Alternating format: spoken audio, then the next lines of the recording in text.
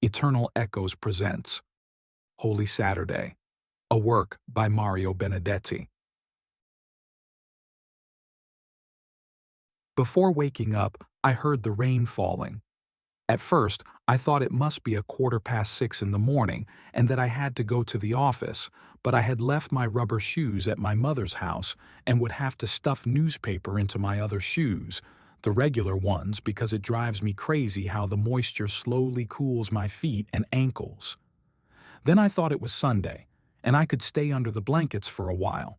That, the certainty of a holiday, always gives me a childlike pleasure.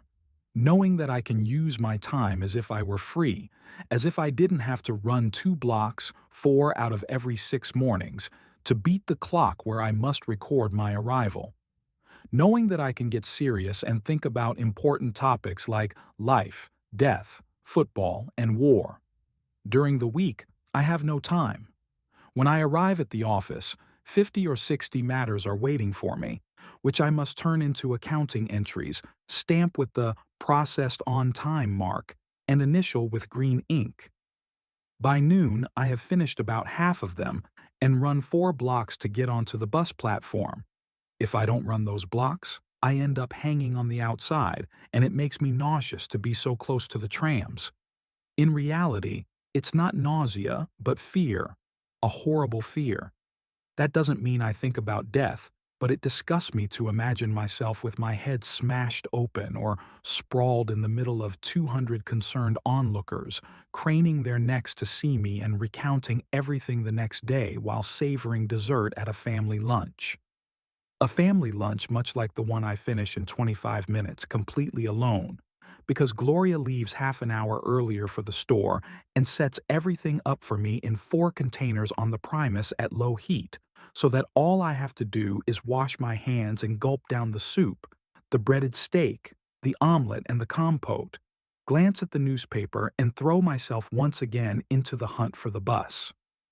When I arrive at 2, I record the 20 or 30 transactions left pending, and around 5, I show up with my notebook at the punctual ring of the vice president's bell, who dictates the 5 or 6 standard letters that I must deliver before 7, translated into English or German. Twice a week, Gloria waits for me after work so we can have fun at a movie theater where she cries copiously, and I either wring my hat or chew on the program.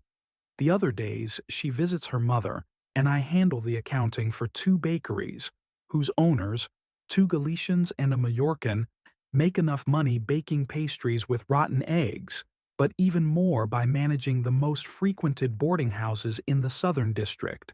So when I get home, she's either asleep or, when we return together, we have dinner and go to bed immediately, exhausted like animals. Very few nights do we have the energy for marital duties, and thus, without reading a single book, without even discussing my colleague's arguments or her boss's cruelty, he calls himself a saint, but they call him a hard loaf, without sometimes even saying good night, we fall asleep without turning off the light, because she wanted to read the crime section and I the sports page. The discussions are saved for a Saturday like this.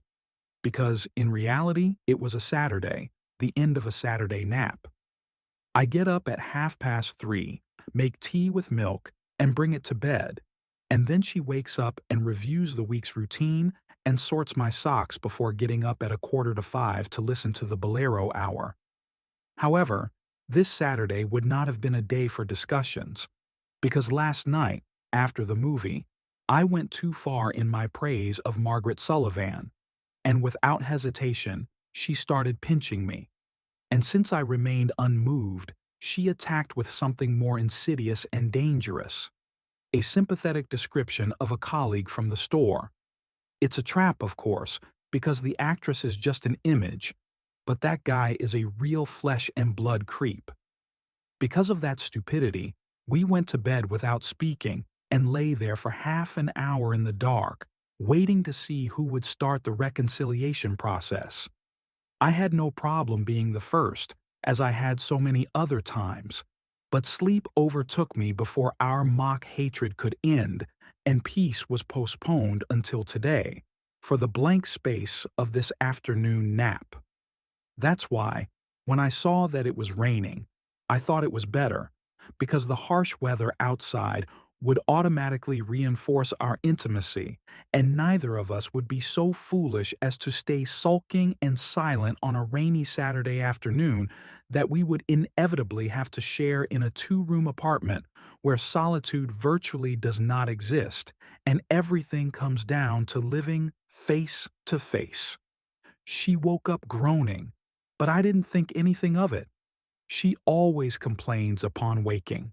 But when she fully woke up and I examined her face, I noticed she was truly unwell, with suffering evident in the dark circles under her eyes.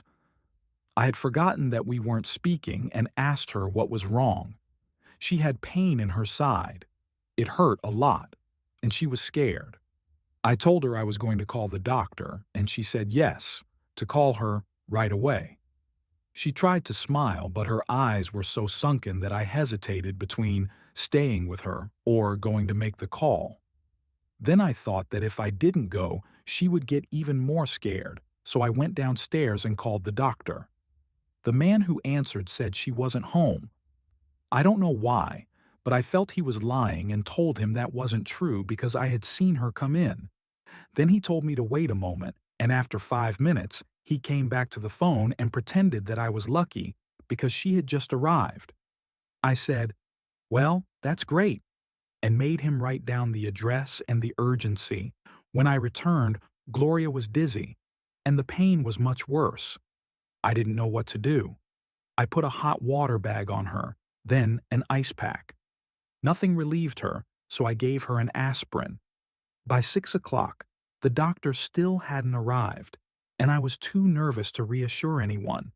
I told her 3 or 4 stories that were meant to be cheerful, but when she smiled with a grimace, it annoyed me because I realized she was just trying not to discourage me. I drank a glass of milk and nothing else because I felt like I had a knot in my stomach. At 6:30, the doctor finally arrived. She was an enormous cow, too big for our apartment. She made 2 or 3 encouraging little laughs, and then started pressing on Gloria's abdomen. She dug her fingers in, and then suddenly released. Gloria bit her lips and said yes, that it hurt there, and there a little more, and there even more. It always hurt more. That cow kept pressing her fingers into her and then letting go suddenly. When she straightened up, she looked frightened too, and asked for alcohol to disinfect her hands. In the hallway, she told me it was peritonitis and that she needed immediate surgery. I confessed that we were with a mutual health provider, and she assured me she would speak with the surgeon. I went down with her and called a taxi and her mother. I went back up the stairs because someone had left the elevator open on the 6th floor. Gloria was curled up, and although her eyes were dry, I knew she was crying. I made her put on my overcoat and scarf, and that brought back the memory of a Sunday when she had dressed in pants and a jacket, and we laughed at her protruding backside, at her not-so-masculine hips. But now, with my clothes on, she was only a parody of that afternoon, and we had to leave immediately and not think. As we were leaving, her mother arrived and said, "Poor thing, bundle up, for God's sake." Then Gloria seemed to understand that she had to be strong and resigned herself to that strength. In the taxi, she made a few jokes about the mandatory leave she'd get from the store and how I wouldn't have socks for Monday. And since her mother was practically a fountain of words, Gloria asked her if she thought this was a radio drama. I knew the pain was getting worse for her, and she knew that I knew, so she pressed herself against me. When we took her down at the hospital, she had no choice but to complain. We left her in a small waiting room, and after a while, the surgeon came in. He was a tall man with a distracted but kind gaze. His coat was unbuttoned and quite dirty. He ordered us to leave and closed the door. Her mother sat on a low chair and kept crying harder. I started looking out at the street. It wasn't raining anymore. I didn't even have the comfort of a cigarette. Back in high school, I had been the only one out of 38 students who had never tried smoking. It was back in high school that I met Gloria. She had black braids and couldn't pass cosmography. There were two ways to get close to her: either teach her cosmography or learn it together. The latter was the right approach, and of course, we both learned it. Then the doctor came out and asked if I was her brother or husband. I said husband, and he coughed like an asthmatic. "It's not peritonitis," he said. "That doctor is an idiot." "Oh," I said, "it's something else. We'll know better tomorrow." Tomorrow, meaning, we'll know better if she makes it through the night. If we had operated, it would have been over. It's quite serious. But if she makes it through today, I think she'll survive. I thanked him. I don't even know what for, and he added, "Regulations don't allow it, but you can stay with her tonight." First, a nurse came by carrying my overcoat and scarf. Then Gloria passed by on a stretcher, eyes closed, unconscious. At 8, I was able to enter the small private room where they had put Gloria. Besides the bed, there was only a chair and a table. I straddled the chair, resting my elbows on the backrest. I felt a nervous pain in my eyelids, as if my eyes were too wide open. I couldn't stop looking at her. The sheet blended into the paleness of her face, and her forehead was shiny, waxy. It was a delight just to hear her breathing, even with her eyes closed. I let myself believe that she wasn't speaking to me only because I liked Margaret Sullivan, that I wasn't speaking to her because her coworker was too friendly. But deep down, I knew the truth, and I felt like I was floating, as if this insomnia were a lamentable unreality that required only a momentary tension, one that would soon end. Each eternity, a distant clock would chime, and only an hour had passed. Once, I got up and walked a few steps down the corridor. A man came toward me, biting a cigarette, his face gesturing animatedly. "So, you're waiting too?" he asked brightly. I said yes, that I was also waiting. "It's your first?" he added. "Seems like it's a tough one."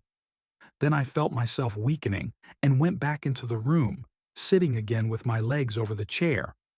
I started counting the tiles and playing superstition games, cheating myself. I'd estimate the number of tiles in a row and tell myself that if it was an odd number, she would survive. And it was odd. She would also survive if the clock chimed before I counted to 10, and the clock chimed at 5 or 6. Suddenly, I found myself thinking, if she makes it through today, and panic hit me. The future had to be secured, envisioned at all costs. I had to fabricate a future to pull her out of this looming death. So I thought that for our annual leave, we would go to Floresta that next Sunday. Because I had to create a future as near as possible.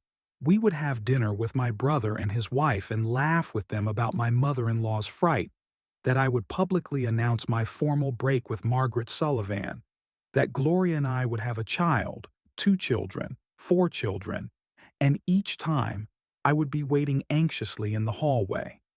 Then a nurse came in and made me step out to give her an injection. When I returned, I kept shaping that easy, transparent future, but she shook her head, murmured something, and nothing more. And then, the present was only her fighting to live. Just her and me, and the looming threat of death. Just me, watching the blessed movement of her nostrils flaring and relaxing. Just this small room and the sound of the clock. Then I took out my notebook and started writing this. To read it to her when we were back home again. To read it to myself when we were back home again. Back home again. It sounded so good. And yet, it seemed distant. As distant as the first woman when you're 11 years old. As distant as rheumatism when you're 20. As distant as death when it was only yesterday. Suddenly, I got distracted and thought about today's matches. Whether they had been canceled due to the rain, about the English referee making his debut at the stadium, about the accounting entries I had recorded this morning. But when she entered my vision again, her forehead shiny and waxy, her dry mouth chewing on her fever, I felt deeply estranged from this Saturday that should have been mine. It was 11:30, and I remembered God, my old hope that maybe He existed. I didn't want to pray, out of strict honesty. One prays to what one truly believes in. I couldn't truly believe in Him. I only had the hope that He existed. Then I realized that I wasn't praying just to see if my honesty would move Him. And so I prayed. A crushing prayer, full of scruples, brutal. A prayer that left no doubt that I didn't want to, couldn't flatter Him. A prayer at gunpoint. I heard my own mental babbling, but I only truly heard Gloria's breathing, difficult, labored. Another eternity, and the clock struck 12, if she makes it past today. And she had.